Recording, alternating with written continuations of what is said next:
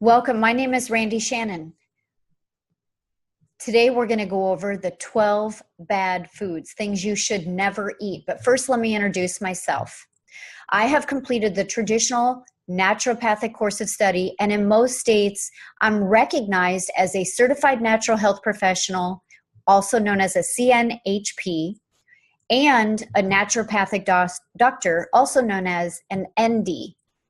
For the last 6 years, I have co-hosted a Fox affiliate talk show, and I have covered just about every topic that you could imagine. But my love has always been about health and nutrition and strengthening the body so it can heal itself. My heart and love has been in every step of this journey. It is who I am. I've seen so much suffering, we all have, and I believe it's needless. I feel most alive when I'm contributing to those in need, and there are so many people in need. So I'm helping to build a grassroots foundation to share options with people like you and your loved ones so that they can become and or remain healthy and pain-free. Your subscription will help this endeavor, perhaps more than you can even imagine. I ask that you subscribe today. This is how we fund the operation. So please join us today as we talk about the 12 bad foods. So let's begin. The 12 bad foods. These are 12 bad foods that I don't want anyone to look at ever again, let alone eat them. Wheat, barley, rye, oats, whole grains, oil in a bottle, fried food, meat cooked well done, meat that has nitrates added as preservatives, the skins of baked potatoes, yams, sweet potatoes, a carbonated beverage with a meal. That means Perrier, sparkling water, beer, club soda, champagne. The bottom line is if it has bubbles in it, do not drink it with a meal. Also add to the list soy and corn. These foods are very bad for the human body, and if you eat these foods, it's only a matter of time until the negative effects that they generate in your body add up and something is going to break. So we're going to start with the whole grains first. There's probably hundreds of ways to look at it, but we're going to take a look at 2 of them. Now, this is one that some are not going to agree with. People really take a hard line on this, but I'm going to go into it because there's another side that does believe that this is the case, and so we must cover it here. Wheat, barley, rye, and oats, they contain a protein called gluten, and gluten is bad for most human beings. Why? Why is that? Because the gluten molecule is a protein made of amino acids, which are daisy-chained together. An amino acid is an essential nutrient. The body does need them and cannot make them. Amino acids are essential for health. It is the job of your stomach to break apart the amino acids inside the gluten protein, liberating the amino acids, giving your body access to the amino acids that make up gluten, the chemical bonds that hold the amino acids together. Inside the gluten protein are typically very difficult, if not impossible, for your stomach acid to digest. And unfortunately, most people have weak stomach acid anyway, so this just exaggerates that factor. So most people, when they swallow whole grains, the gluten protein becomes undigested, and instead of individual amino acids entering into the small intestine to be absorbed into the bloodstream, you get long chains of intact connected amino acids. And when your small intestine attempts to absorb the undigested long chains of amino acids, that causes problems. The tissue in the intestinal tract, which is responsible for absorbing nutrients, becomes damaged. It's kind of like a vacuum cleaner. It has a bristle brush. And when it tries to vacuum up, say, a string of pearls, the string of pearls jams up the gears, the little brush that goes around, and but if that bristle vacuum attempts to suck up individual pearls on the carpet, it can do that no problem, as opposed to that long chain that jams it up. It's similar here in the small intestine, and that leads to one of life's greatest ironies. Consistent consumption of whole grains will hurt you. Not only does it hurt you directly by damaging tissue in the body, but it hurts you indirectly because the tissue that it damages is responsible for absorbing nutrients. The more whole grains you eat, the less able your body is to absorb nutrients into the bloodstream. And because all chronic diseases are directly related to nutrient deficiencies, the more whole grains you eat, the more likely you are to suffer with a chronic disease. So wheat, barley, rye, oats, stop eating them now. Now there's another reason. I found a wonderful article on a website, and it's The Healthy Home Economist. This article has been shared all over the internet, and I actually tend to kind of lean this way. The real reason that wheat is toxic, and it's not the gluten. Now, don't forget the other oats that I mentioned, but when it comes to wheat, in this country, it is typically not genetically modified. So what is the problem? Well, as you can see here, it says the stories have become far too frequent to ignore. And that is true. Everyone, it seems, is having digestive issues that come to me and other naturopaths and many of the MDs across the country. So what is going on? Well, let's scroll down. It says common wheat harvest protocol in the United States is to drench the wheat fields with Roundup several days before the combine harvesters work through the fields, as the practice allows for an earlier, easier, bigger harvest. So what's happening? Application of the herbicide Roundup or other herbicides containing the deadly active ingredient glyphosate to wheat and barley, okay, those were two on the list, is terrible for you. And this has been going on for years upon years, and it's routine. This is not changing. Now, I've talked to people that say, oh, I know a lot of farmers, they're not doing that. Well, you need to really ask. Don't just guess. But here's the bottom line. If you look down here, when you expose wheat to a toxic chemical like glyphosate, it actually releases more seeds, resulting in a greater yield. But here's the catch. It goes to seed as it dies. At its last gasp, it releases the seed. But the problem is it's not going to turn into anything great. It's not going to be able to reproduce. It's going to be unhealthy. And if you look here, they talk about 2012. We can make this go a little bit bigger. And this, if you go to this website, which I highly recommend everybody does, it talks about here in their figure 4, pesticides applied to wheat planted acres by type. And this is based on the year 2012. Herbicides, fungicides, and insecticides. And they talk about the various seasons.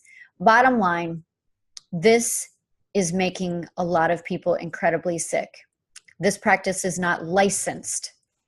Farmers mistakenly call it desiccation. Consumers eating products from wheat are undoubtedly consuming minute amounts. I say it's probably a lot larger than minute. An interesting aside, malt barley, which is made into beer, which there's a lot of beer drinkers that listen to our channel. I like a good beer every once in a while, but I typically will ask for a non-GMO beer, non-genetically modified. Back to this, which is made into a beer, is not acceptable in the marketplace if it has been sprayed with pre-harvest Roundup. Lentils and peas are not accepted in the marketplace if it was sprayed with pre-harvest Roundup. But wheat is okay. They're accepting it on the wheat. So that's why I say stop eating wheat products, because they are getting sprayed. And I think you're hard pressed in this country to find a wheat field that's not being sprayed. You have to check. Never assume. All right, so let's get off of this topic and let's just go back to our list of the 12 bad foods. And let's go ahead and we'll get into the oil and fried foods. Oil oxidizes. If you look at olive oil in a bottle, a canola oil bottle, a flaxseed bottle, any type of oil in a bottle, between the top of the oil and the top of the bottle, there's an air gap. Air contains oxygen. And as the oil in the bottle sits in that air, it becomes oxidized. The longer it's in the bottle, the more oxidized it becomes. And when you pour that oil onto any kind of cooking service, you heat the oil, it oxidizes within minutes. When you introduce an oxidized substance into the human body, you create inflammation.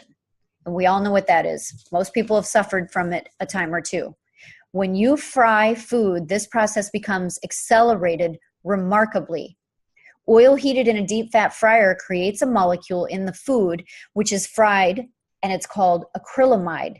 So when you deep fry a piece of, let's say, potato, chicken, deep frying anything that has a protein in it, an acrylamide is formed. Well, what's wrong with acrylamides? They are carcinogenic. Acrylamides have been known to cause cancer in lab animals when ingested in high doses. So when you look at a map of the United States, county by county, of life expectancies, the people in the United States that have the shortest life expectancies live in the South.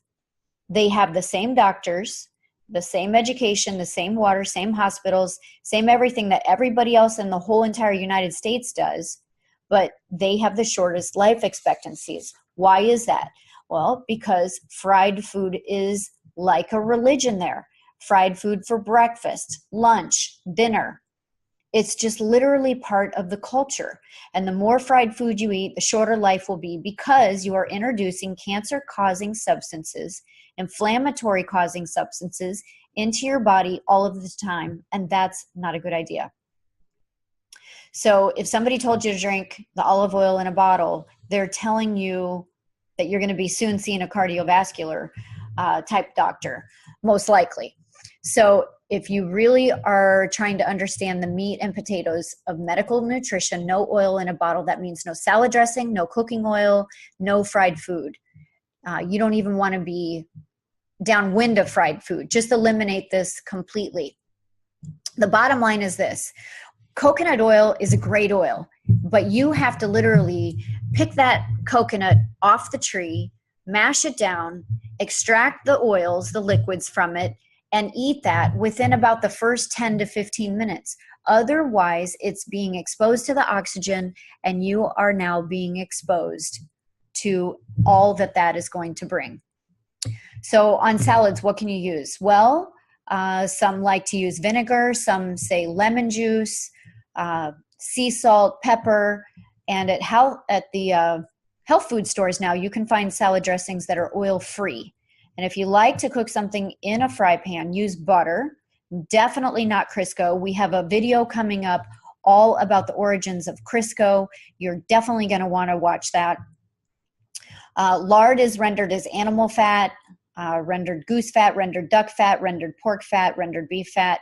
I do not personally eat really too much of any of those, but you can. These are things that you could use in place of the oils that I mentioned. Cook with real butter. Use real sea salt. It's the gritty, dark, dirty looking sea salt where it's not gone through any processes and nothing has been taken out of it.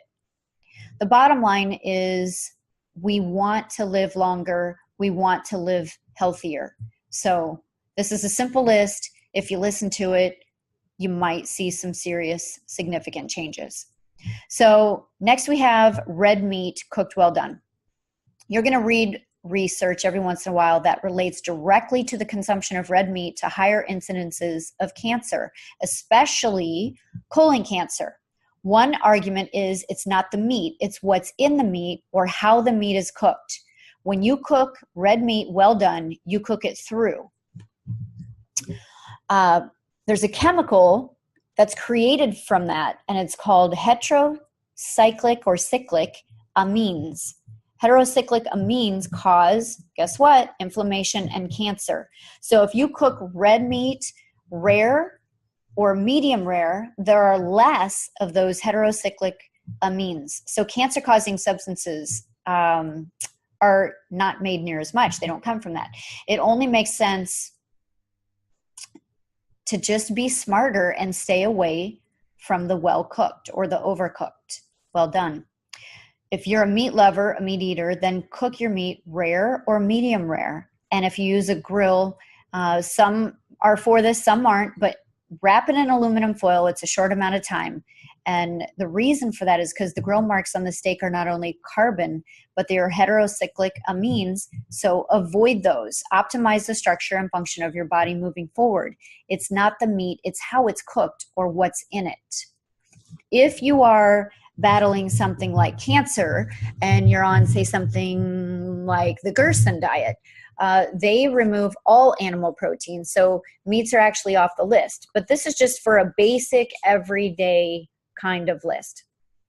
So also on the list are meats that have nitrates added as preservatives. So what do I mean by that? Well, deli ham, deli turkey bacon, pepperoni sausage. Personally, I do not eat any pork products at all.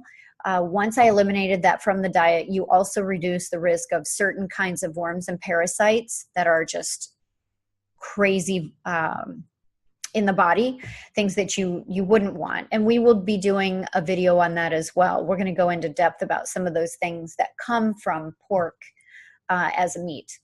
But there's a lot of meats that the butcher injects with nitrates. And they do that to keep it looking nice and red and fresh. And they do that to make it look that way in appearance in the deli case. The problem with the nitrates is when they're heated, they turn into a chemical called nitrosamine. Okay, so all these big words. And guess what? It's also carcinogenic. So the recommendation is to avoid meat that's been injected with nitrates. This is easier than you think. Last checked, when I was at Whole Foods, and I asked, they said that their meats, their deli meats, were nitrate-free. Always, always ask, double check. You never know if they change their policies. But here's the best thing. If you have a local butcher or a local farmer that you know that raises them organically without the pesticides, et cetera, they're putting them on good fields, they're actually eating the grass and not the corns, not the grains, then those would be better. But you want to tell the local butcher that, you have an allergy to nitrates. It's not a lie, you guys, because nitrates are carcinogenic to us. So we all have an allergy to that. So if you let the local butcher know that, then he will make sure the meat that he sells you will be nitrate free. So bottom line, no nitrates, no cancer, no inflammation. Okay. These are the things that, we don't want to have to battle. So next on the list is the skins of the baked potatoes, yams, sweet potatoes. When the skins get crispy from being twice baked or 3 times baked, then it gets crunchy and crispy. And that is loaded by virtue of the heating process with those heterocyclic amines.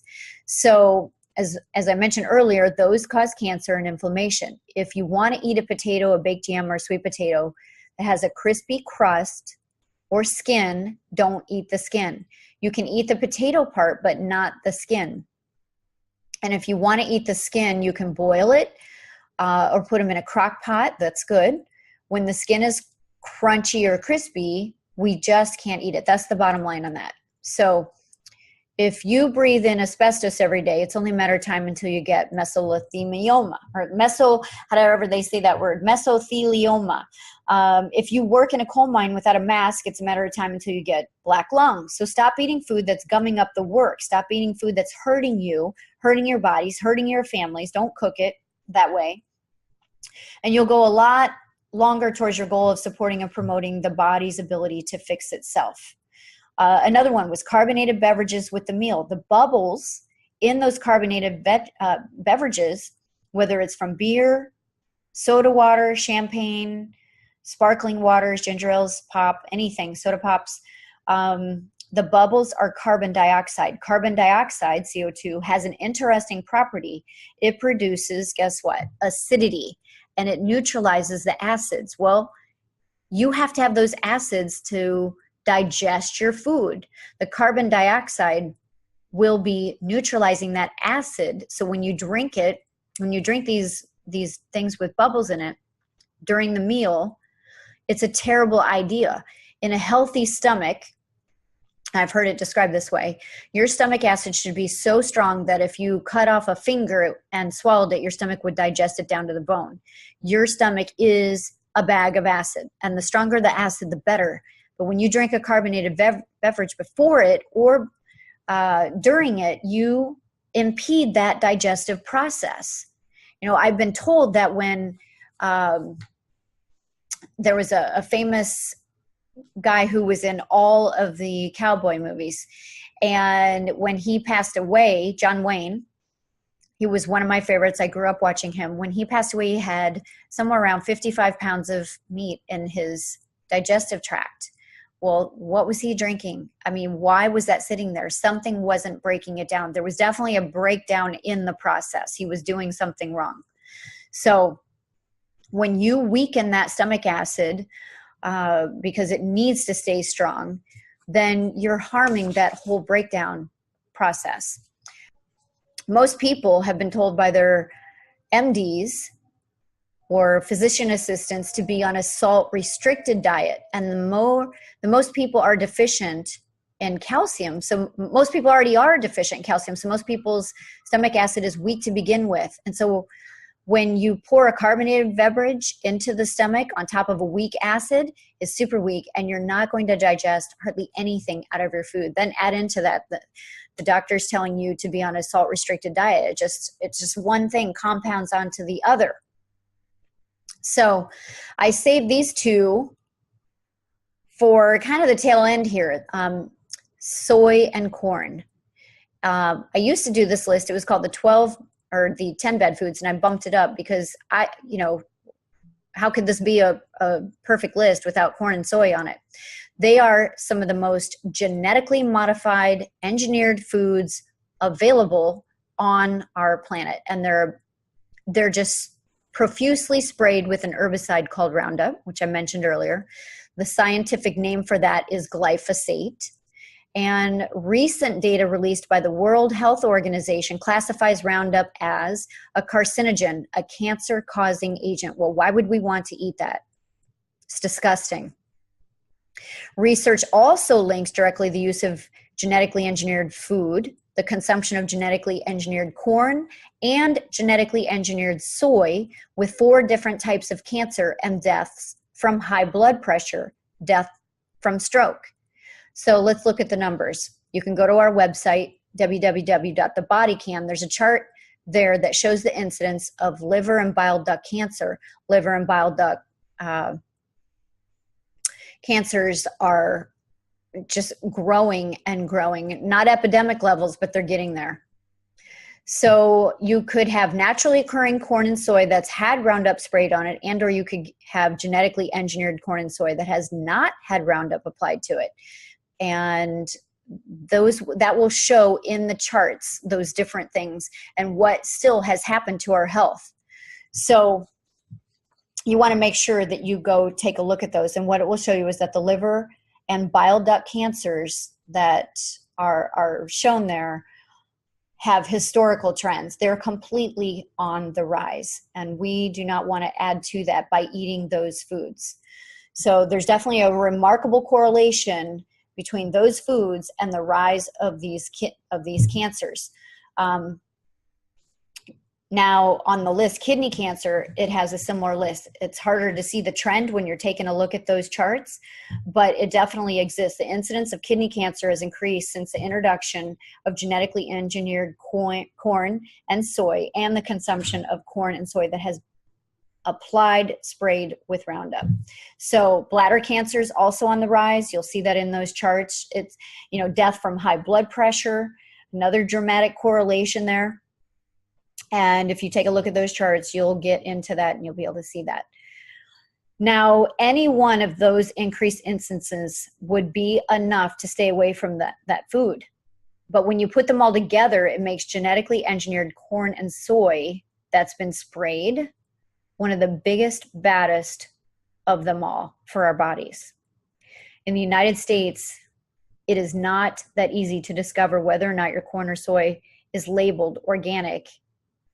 That, if it is labeled organic, is it really organic? Whole Foods has a really good labeling system. I keep bringing them up because that's one that I shop at on a regular basis. So they do have a good labeling system, but you have to be careful of the very fine print. If you're buying a corn from out of another country, their organic labeling or processes may not be as stringent as ours are.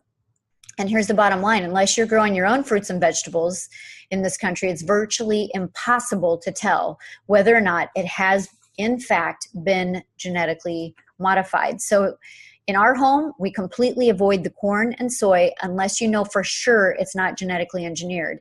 And even then, I have sons that won't touch it.